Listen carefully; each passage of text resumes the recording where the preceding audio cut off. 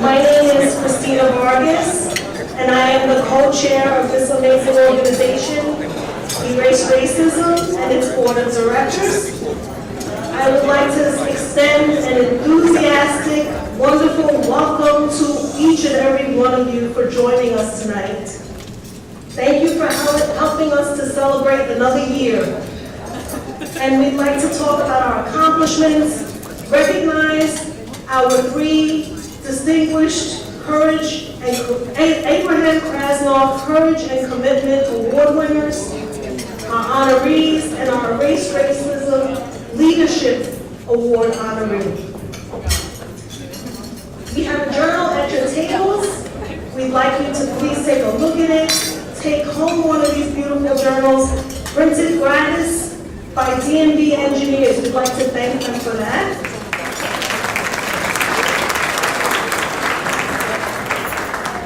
In addition, you will see listed in the journal our lovely journal ads, a list of donations, sponsors, and sponsorships that we received, and some of the Erase Racism's accomplishments for the year. And of course, the bios for these honorees that we have today, Reverend Dr. Calvin Lutz, Fred Gordonsley, Amy Hagenmore, and the Sonic Center for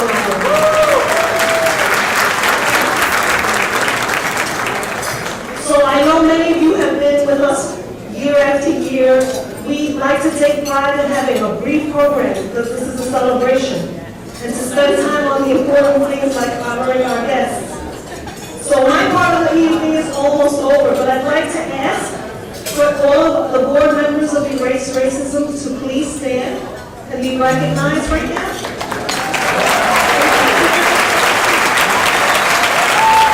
While they're standing, I'd also like to ask the members of our College of Advisors to please stand. Thank you.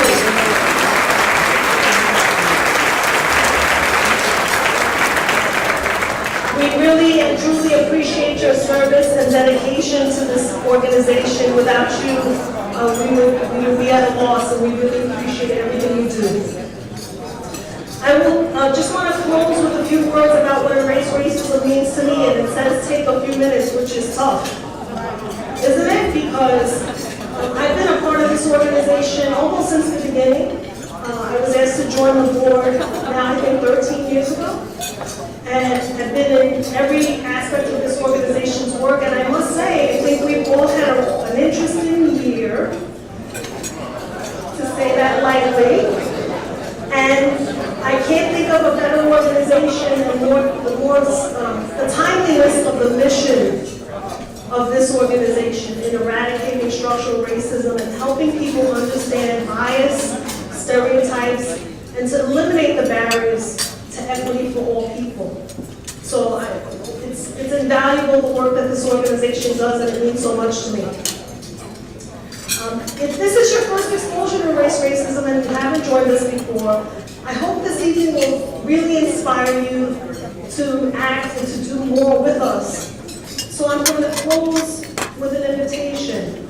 We could use your talent, your time, your energy, your support financially, and if you are a member of our Partnership for Racial Equity, if you notice on your tags is a white banner that says partner.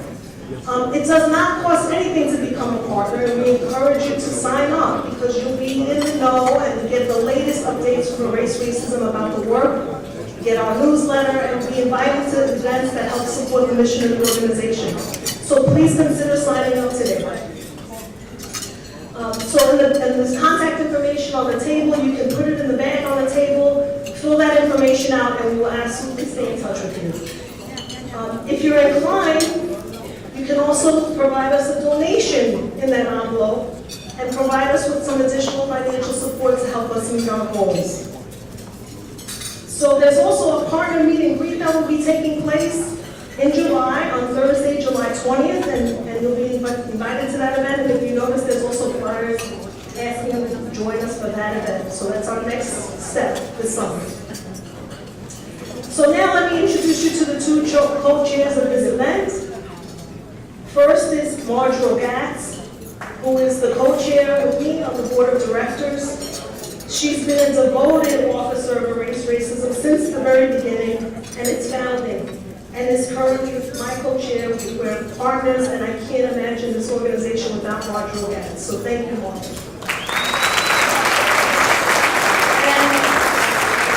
Our second co-chair is Dr. Sophia Bertus, who is the Dean of Students at Hofstra University. And Sophia is a perfect example of getting involved right away, because she was at this event last week, and we've been colleagues for many years. And she said, how can I get involved? And I said, we need you. And she jumped right in this year, so thank you for everything that you've done for the organization this last year, Sophia. So thank you. I turn it over to our co-chairs.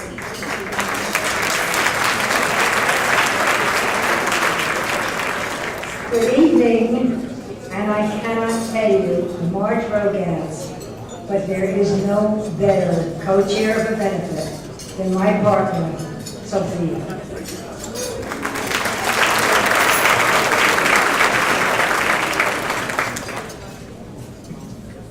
Hi, I'm Sophia Bertus. Christina welcomed you and thank you for your coming, so we really appreciate you being here tonight. Our job is to recognize some very special supporters. First, let me say that all evening, all of the names of our sponsors have scrolled on the screens behind us, and that will resume after our program. So if your name is on there and you want to see it, just wait, it'll come. Then you can snap a selfie with it if you want.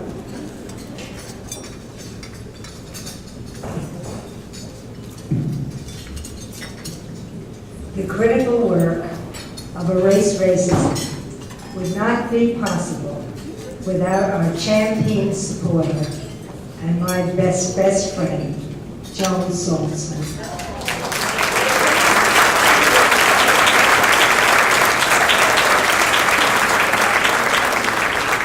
Joan, there she is, everybody, gorgeous as ever.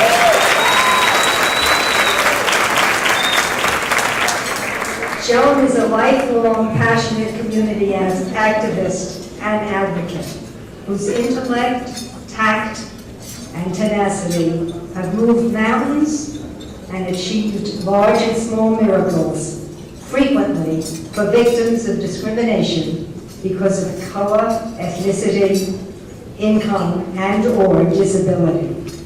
She has improved the lives of countless children, adolescents, and adults throughout Long Island, New York State, and much beyond, enriching and changing not only their lives and the lives of their families, but also the organizations that serve them and the communities in which they live. Please join me again in recognizing Erase Racism's very special friend, colleague, and contributor in so many ways, Joan Saltzman.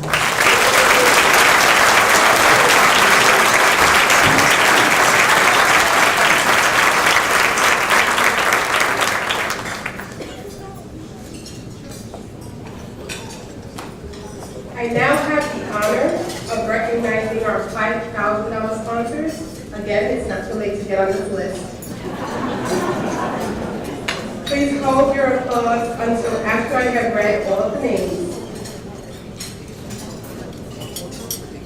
We would like to honor and thank Howard A. Glickstein, Hofstra University, Islamic Center of Long Island, Norco Health, Rosicky and Associates, PC, Joan R. Saltzman again, Jane and Marty Schwartz, and SUNY Old Westbury.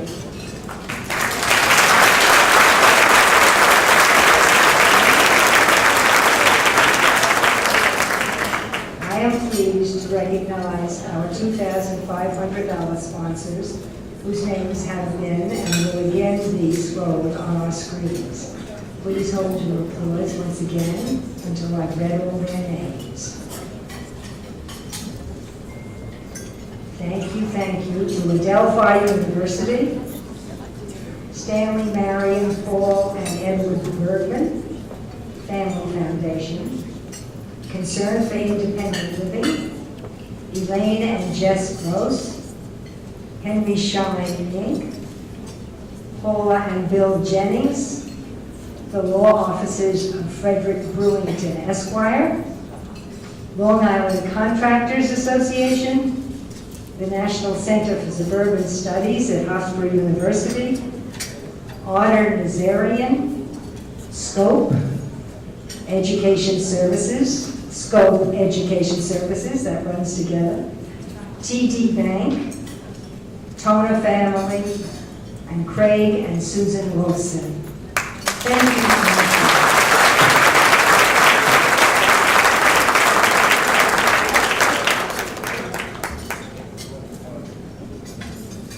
We would also like to thank our benefit committee. Their names are listed in the journal. It's a long list, and we have only a few minutes left. Your work is almost literally never done. Thank you so much for all the work that you have done. May I ask the benefit committee to please stand to be recognized.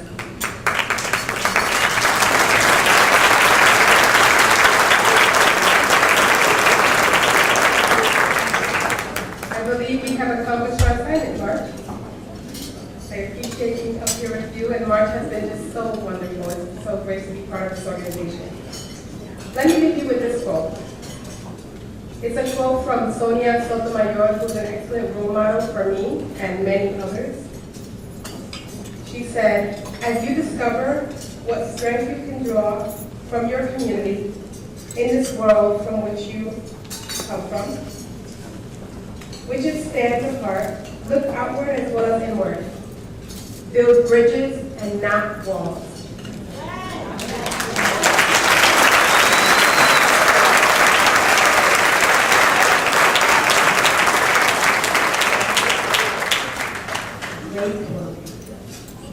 It is now my distinct privilege to introduce our president, Elaine Gross.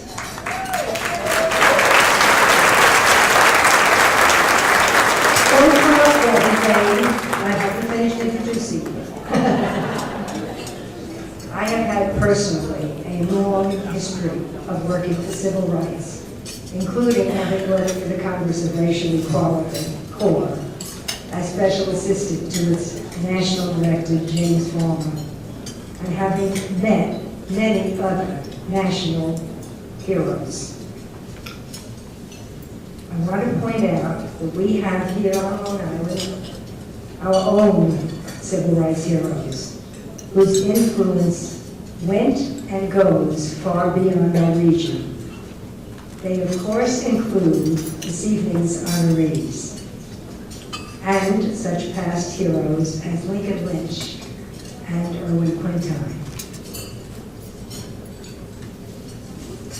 They also include two incredible women, one of whom is supposed to be here, but I haven't seen her yet.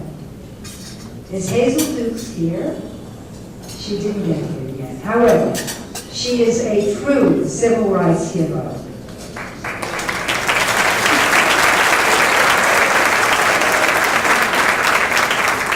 As is Dolores Quintine.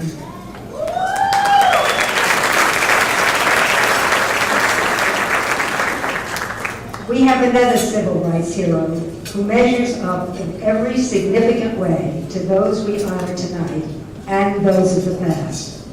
She too is one of a kind, and we invite you to join the members of the Erase Board of Directors, the College of Advisors, the staff and volunteers as we stand and greet our amazing, selfless, tireless, brilliant, and brave founder and president, Elaine Gross.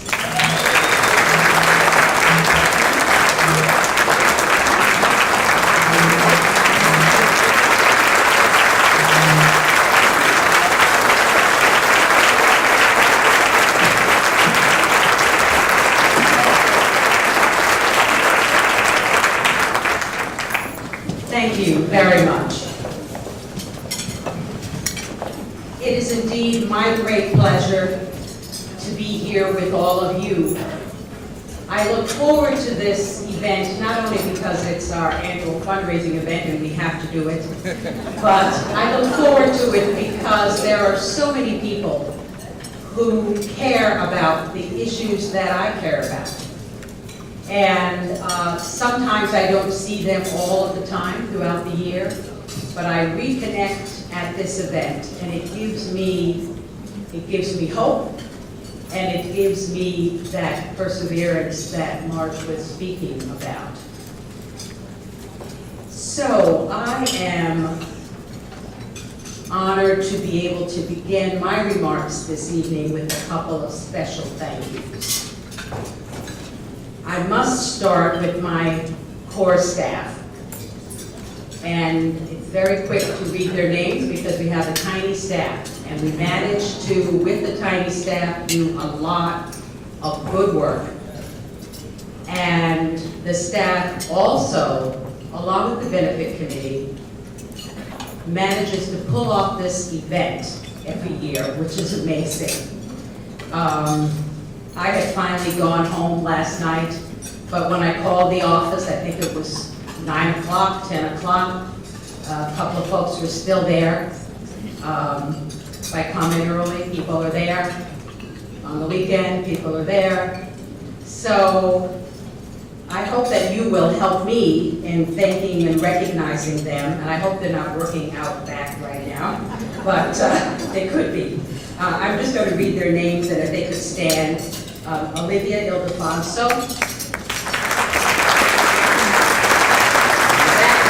Maya Bird,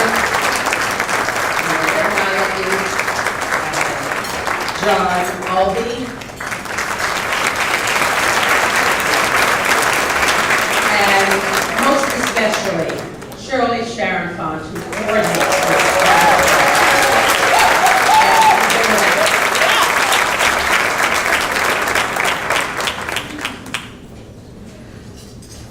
Now, many of you, when I mentioned John Bowlby, many of you might not have recognized his name, and that's because John Bowlby is very new. He is our first ever Director of Development, and we've been around since 2001, somehow managing to sustain ourselves. And this would not be possible without a very special gift from the Saltzman Family Foundation. And we have a number of Saltzman family members here today. Joan, you'll have to get up again. But if everyone could please stand from the Saltzman Family Foundation, we would like to recognize you for this.